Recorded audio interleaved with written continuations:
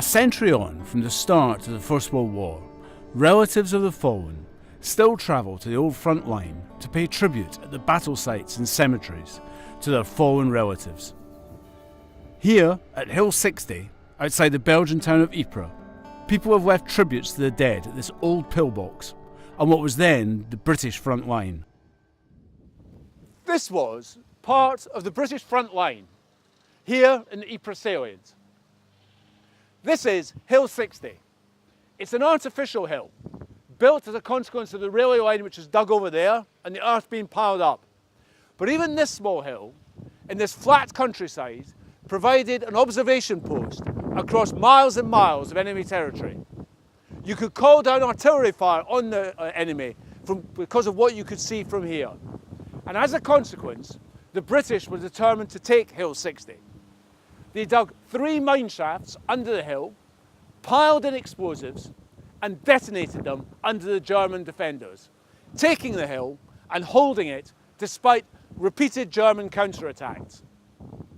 It's hard to imagine when you look around here what life must have been like, living on the front line, through autumn, winter, spring and summer, through rain, snow, freezing cold. The enemy is just a short distance away, under constant artillery fire.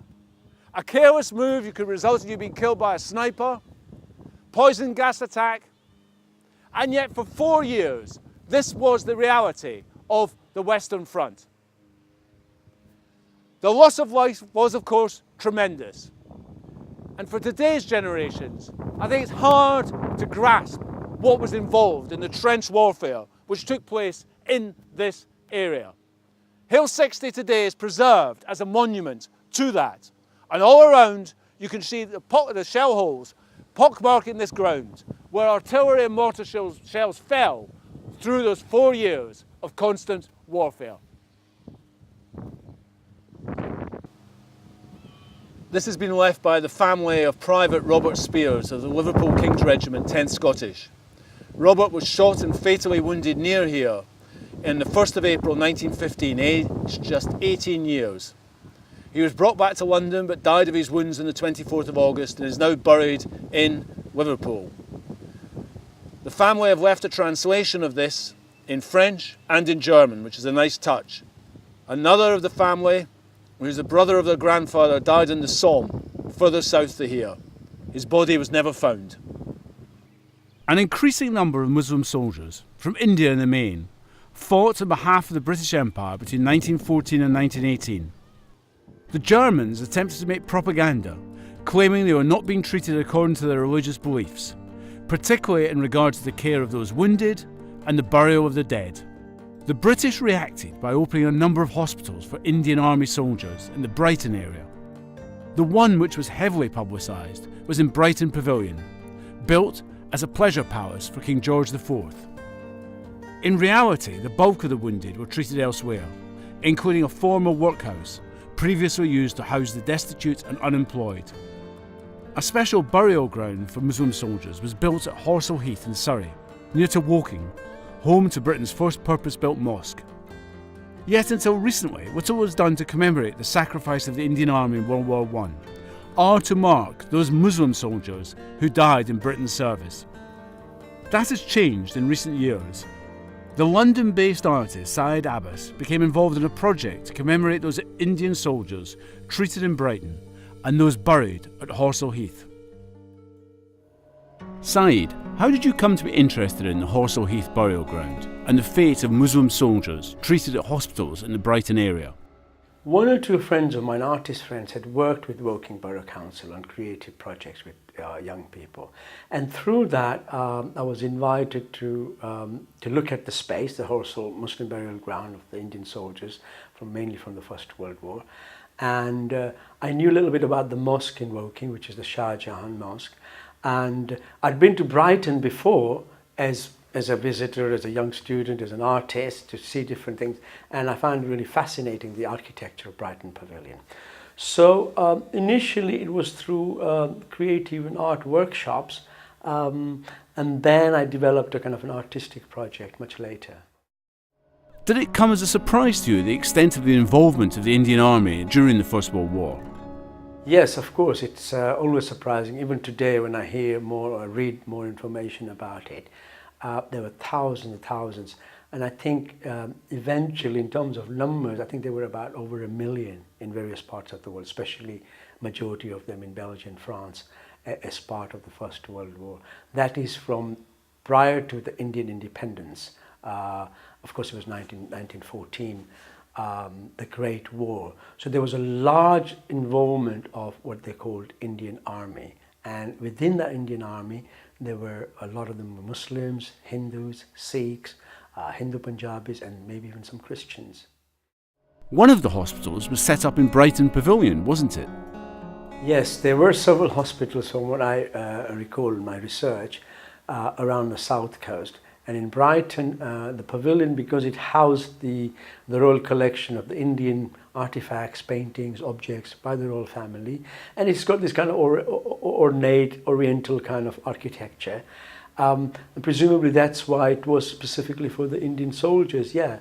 And the Indian soldiers came there, of course, they were primarily because they were wounded in France, on the continent, France, Belgium. So that's why they were actually at one of the hospitals in the south coast, in Brighton Pavilion. So if they were not wounded, or they were not kind of injured, either they would still be in France fighting or whatever. So in a sense, the only kind of injury made it possible for them to be taken care of on English soil. Could you talk us through the pavilion project? Yeah, it's a kind of a complex project in terms of, it's a very kind of as an artist, I worked on various things in terms of media. Primarily, it had a documentary aspect of it that I photographed on high level photography professionally, and even made a couple of documentaries. And of course, I had like access to archive material from Brighton. In terms of Brighton, but it was from the BFI, British Film Institute, and South Screen Archive, which is based in Brighton. So the archive material from 1914 became quite fascinating because actually the King, George, was visiting the Indian soldiers who were kind of, of course they were injured and they were kind of wrapped up in terms of whatever, taken care of. And that film in itself was very interesting. So the Pavilion project has got kind of different facets to it, partly because it's got, as I just mentioned, the archival element, which is a moving image from BFI from many years, a Pathe film, historically created, and stills from Woking Council, Woking newspapers, Woking in Surrey, and even Brighton. And I've got like colour photo panels as I kind of, the images here, full scale, large scale, which was shown at the exhibition in Southampton and Woking. And it's got what you call an installation with objects and the film. So it's got about 3 or 4 facets. Plus, it's got watercolors, which kind of reflect the sort of semi-architectural element of burial ground, Horsell Common in Woking, and partly Brighton Pavilion. There's kind of an Islamic, Asian context to the architecture. So that's kind of the overview of the project. What impact did it have? Well, it's still having some sort of an impact, I hope. It's kind of shown primarily in museums and some screenings in cinemas as part of other projects. In Southampton City Gallery and Museum and Woking, the Light Box, there were 2 major exhibitions a few years ago called Pavilion Recaptured, and the project comprised of photographs, colour photographs, archival film, installation, what have you. The impact, a lot of people that I get kind of comment with, or some of the kind of responses were they were surprised that this exists in Woking, for example, in Surrey. They didn't know about it. It's always a kind of surprise, and even partly to me, myself, as an artist or as an individual who was trying to research on it. In impact, I still hope that people would be interested in sort of showing the work or know more about it. I talk sometimes to people from the Midlands or the North, and they said, yeah, I didn't know about it. I kind of heard a little bit. So they still are unaware of that particular story. Do you feel that the contribution of Muslim soldiers during the First World War has been recognised by Britain? It's kind of a difficult thing to say. Of course, little by little, some exposure is coming through the government or the kind of the army, the Commonwealth Graves Commission. It's kind of, things move very fast, and I think it's sort of course, in terms of when we have this big, what do you call it, November? Centenary. Yeah. The centenary is, of course, the centenary is 2014 of the First World War, but in November every year they have this sort of celebration as part of this Great War. And very little is kind of talked about from that point of view. Of course, there were various denominations from India, various religions, people, the soldiers. So it's kind of, it's still, I think, in the background. I'm not sure how much kind of awareness and exposure that actually is kind of needed generally for everyone in Britain and globally, the kind of the effort, that how many people were involved in this kind of huge kind of war and conflict, to be honest with you.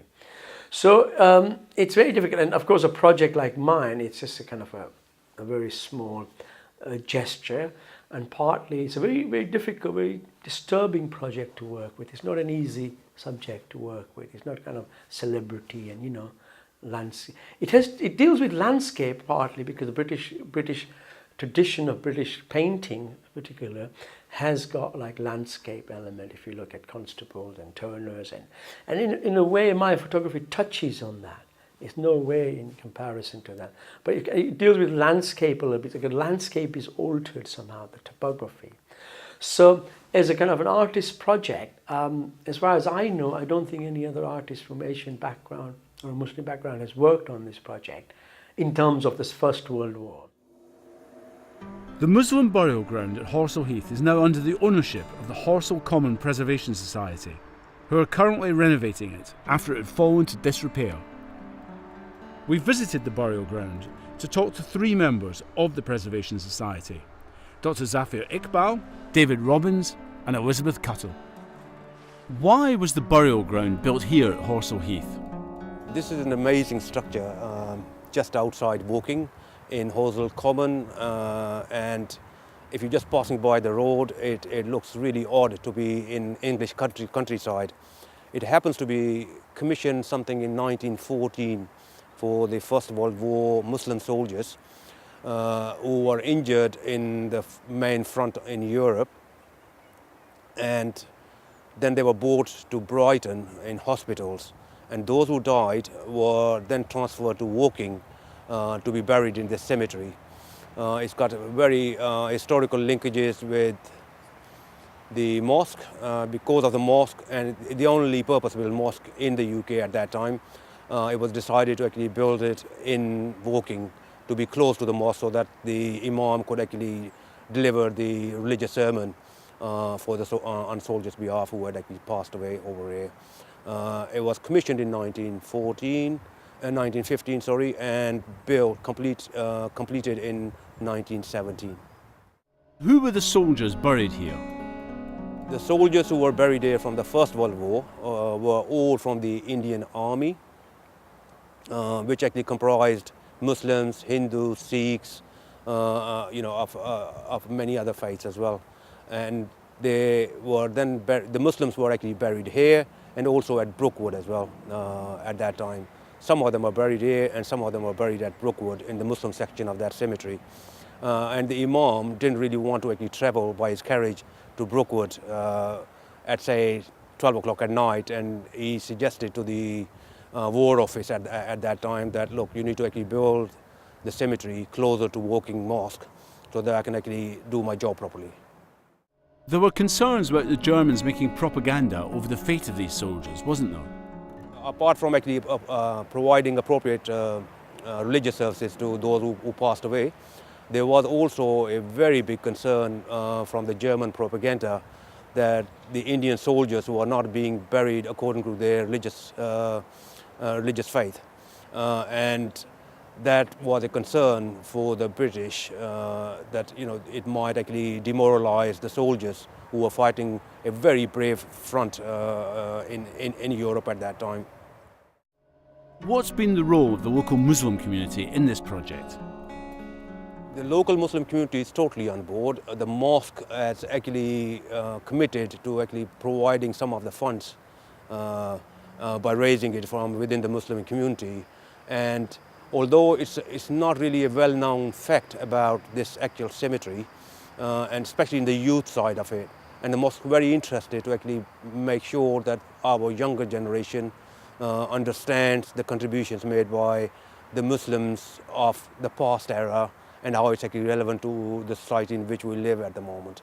And I think that's also applicable to the wider community as well, because a lot of people don't understand the contribution of so many different faiths and so many different regions of the world in fighting for the British Empire of that time, and not only in the First World War but also in the Second World War, because there were soldiers buried here from the Second World War, from the Indian Army, as well as three Free French soldiers from North African descent on that side. Why has the Preservation Society taken responsibility for the burial ground? Horsell Common many moons ago was owned by the Earl of Onslow, and then over 100 years ago the local residents took a part in managing it, and that grew over the years until they took a lease of the whole of the common in the 1940s, and then the freehold was acquired by the society in the 60s. With the common came the Muslim burial ground, which had of course been built in 1917 by the Ministry of Defence. We therefore ended up with something which was out of our normal course, because we were looking after a common, not a building, indeed a Grade 2 listed building.